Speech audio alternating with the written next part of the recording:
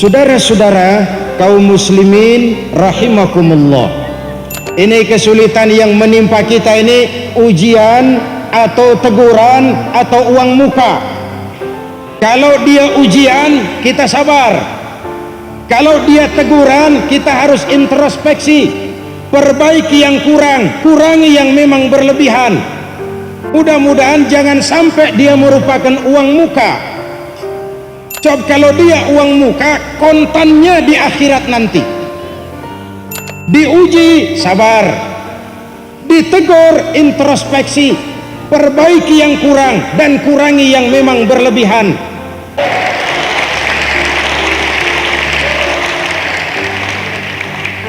Saudara-saudara kaum muslimin rahimakumullah, tadi saya katakan sekarang sering terjadi pergeseran nilai. Coba lihat sekarang ini.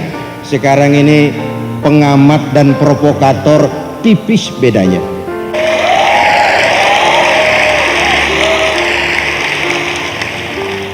Sekarang ini pelajar dan pelacur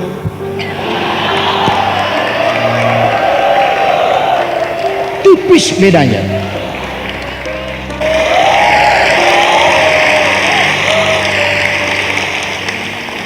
Sekarang ini pembela bangsa dan penjual bangsa tipis bedanya. Bahkan sekarang ini suap dan sedekah tipis bedanya.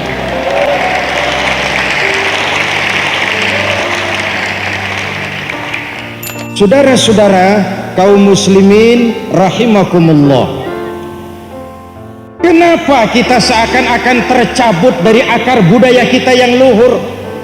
Kita tiba-tiba jadi bangsa yang senang tawuran, kita tiba-tiba jadi bangsa yang beringas, kita tiba-tiba jadi bangsa yang senang menjelekan dengan sesama. Padahal agama kita mengajarkan soal persamaan, soal persaudaraan, soal kekeluargaan.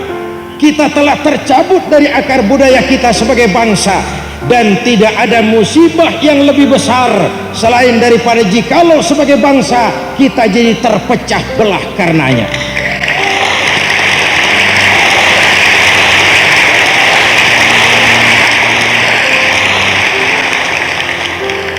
Saudara-saudara kaum muslimin rahimakumullah, karena itu jadilah lem-lem perekat yang menjaga keutuhan, terutama kita masyarakat bawah ini.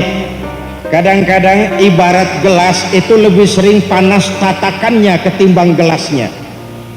Padahal elit kita bisa saja hari ini bertengkar, besok buka bersama rangkul-rangkulan. Yang di bawah sudah kadang ngasah golok. Marilah kita dewasa, marilah kita tetap objektif. Jangan menolak sesuatu oleh karena dia datang dan keluar dari orang yang tidak kita sukai, walaupun kita yakin itu benar.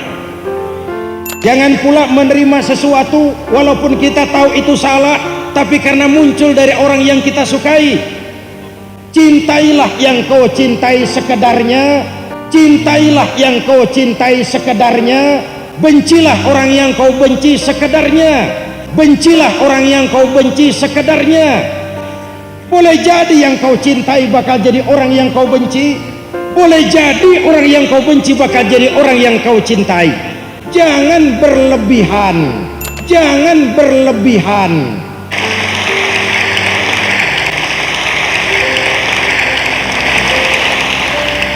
Saudara-saudara kaum muslimin rahimakumullah, itu sebabnya tadi soal imam dan makmum, yang diajarkan oleh Nabi bukan makmum tapi imam. Apa kata Nabi? Kalau kamu jadi imam, ringankan sholatmu, jangan terlalu panjang. Kenapa? Makmum tidak sama kekuatannya.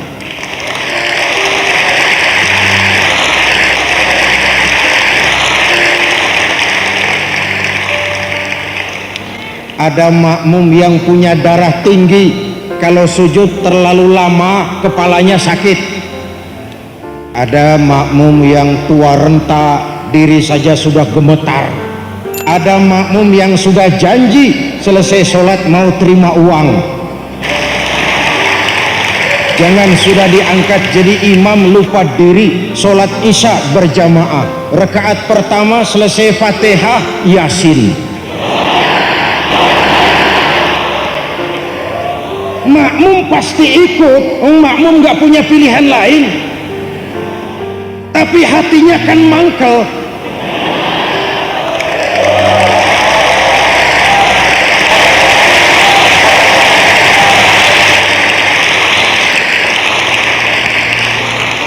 Kata makmum, paling sekali ini saya sholat di sini. Ini imam ngapoki yang begini ini. Akhirnya menghilangkan yang disebut trust, rasa kepercayaan. Saudara-saudara kaum muslimin rahimakumullah. Sebab apa? Kita lihat binatang, kita pegang ekornya. Pemimpin kan kita pegang ucapannya. Kalau hari ini ngomong A, besok bilang B. Hari ini bikin pernyataan, besok dibantah sendiri. Elvi Sukaisi juga bingung.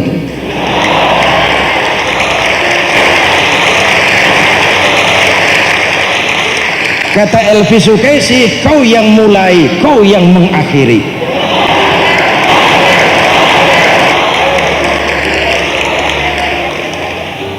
Itulah sebabnya dalam kondisi seperti sekarang, setiap kita harus menjadi lem perekat yang menjaga keutuhan sebagai bangsa. Hanya dengan semangat kebersamaan, kesulitan ini akan bisa kita atasi. Ekonomi kita akan menggeliat bangkit, keutuhan kita akan pulih kembali sepanjang kita bisa mencari persamaan dan bukan memperbesar perbedaan.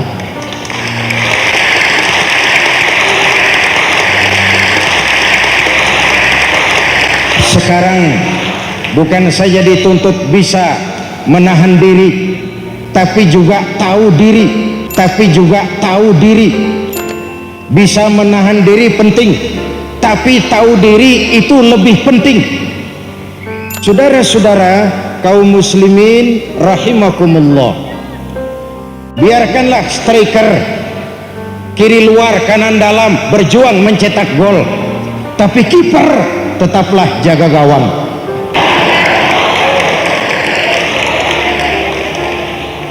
Sebab belakangan ini ibarat sepak bal-balan, semua kita mau bikin gol, semua kita mau jadi pahlawan, semua kita mau berjasa.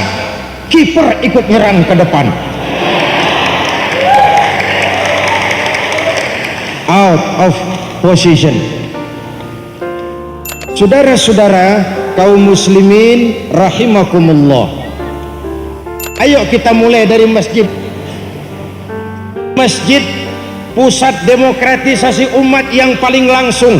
Kita lihat dari pendidikan paling dasar, siapapun masuk masjid buka sepatu. Betul? Ini pendidikan dasar demokrasi. Tidak ada warga negara kelas 1 di masjid. Pak Lurah masuk masjid buka sepatu. Camat masuk masjid buka sepatu. Mat,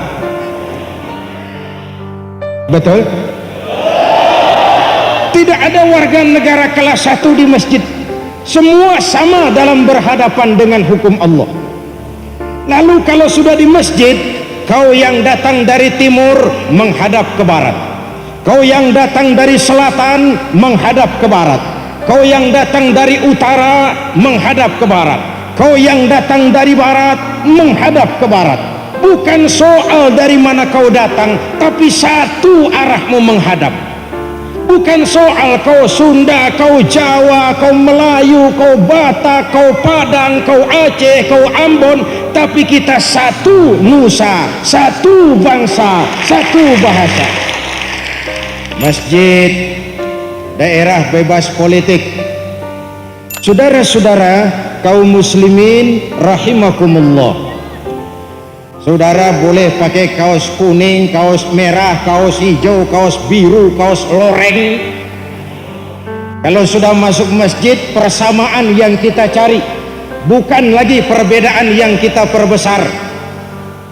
Sudah saatnya kita meluruskan shaf, merapatkan barisan, menjaga persatuan dan kesatuan. Saudara-saudara kaum muslimin rahimakumullah, bangsa ibarat gelas, sekali dia pecah tidak mungkin bisa ditambal kembali. Kita lihat Uni Soviet almarhum dihantam oleh glasnost yang kebablasan, Gorbachev terpental dan Soviet pecah jadi negara kecil berkeping-keping. Mimpi mengembalikan Soviet seperti dulu. Kalau benih-benih disintegrasi terus bertebaran, elit kita terus tawuran, kita akan terpuruk. Padahal sekarang kebersamaan merupakan tuntutan. Kita lihat bagaimana di Asia, Korea Selatan dan Korea Utara sedang pacaran untuk mengarah kepada satu Korea. Kita lihat bagaimana di Jerman tembok Berlin diruntuhkan orang untuk mengembalikan dua Jerman. Kita lihat bagaimana di daratan Eropa dimulai langkahnya dengan menyatukan mata uang euro yang pada waktunya akan menuju kepada satu Eropa. Kenapa kita di sini malah centang perenang? Seolah-olah bikin satu negara cuma dengan simsalabim abracadabra, dengan pernyataan merdeka, padahal kita sudah mengkhianati komitmen para pahlawan yang mengukir negara kesatuan dengan kalimat satu nusa, satu bangsa, satu bahasa.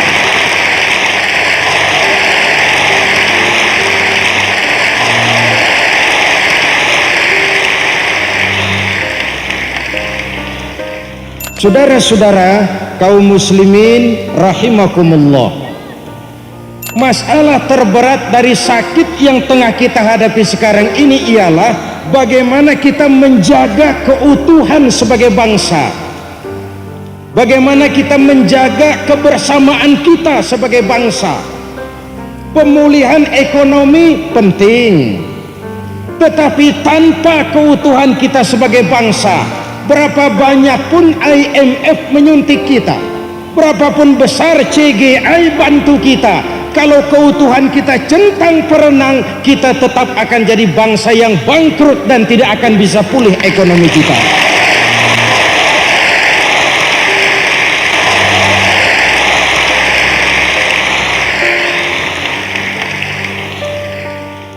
Saudara-saudara kaum muslimin rahimakumullah, jiwa dan semangat seperti itulah yang sekarang ini sangat kita perlukan untuk memperbaiki Indonesia kita yang sedang sakit ini.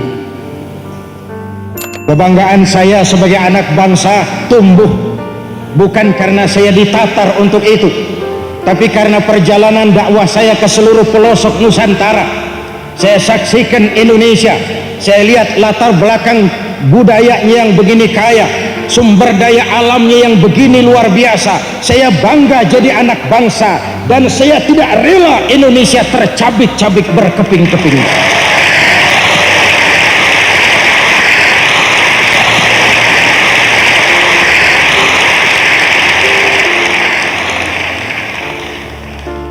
Saudara-saudara kaum muslimin rahimakumullah, pantas ketika Isra Mi'raj Allah memberikan karikatur.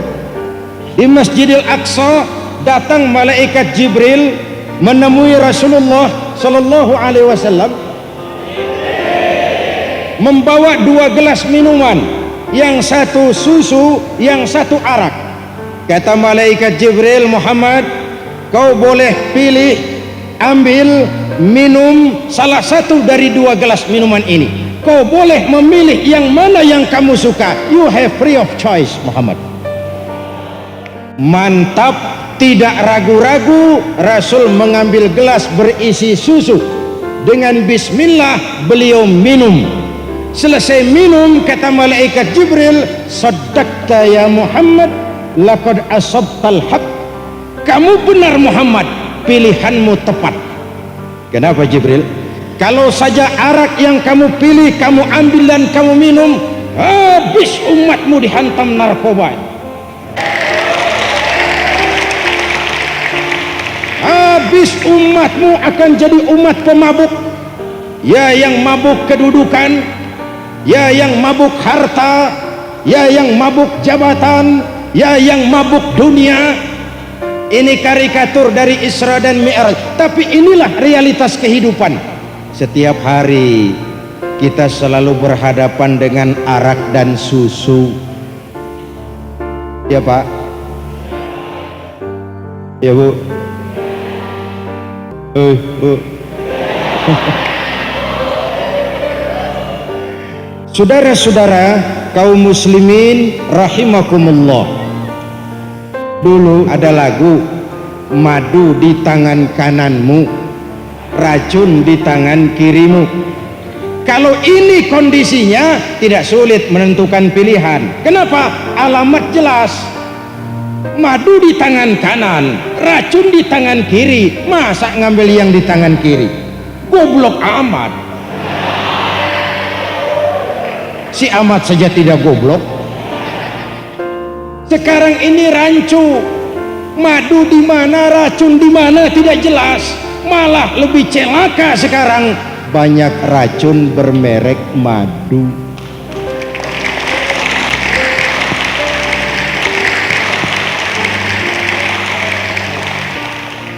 Hati-hati jangan salah pilih.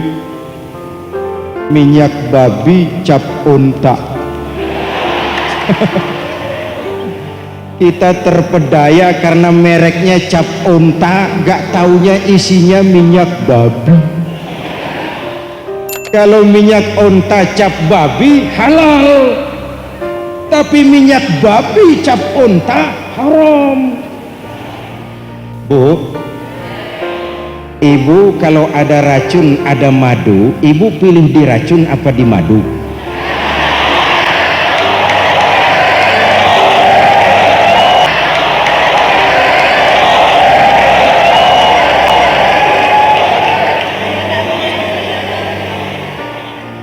Dua-duanya racun katanya. Saudara-saudara kaum muslimin rahimakumullah, ada trust. Oh, kita lihat dalam sejarah itu, Irak dikucilkan oleh Amerika, diembargo ekonominya, dikucilkan dari pergaulan ramai, tapi rakyat percaya kepada Saddam. Ada trust, maka Irak kokoh sebagai bangsa.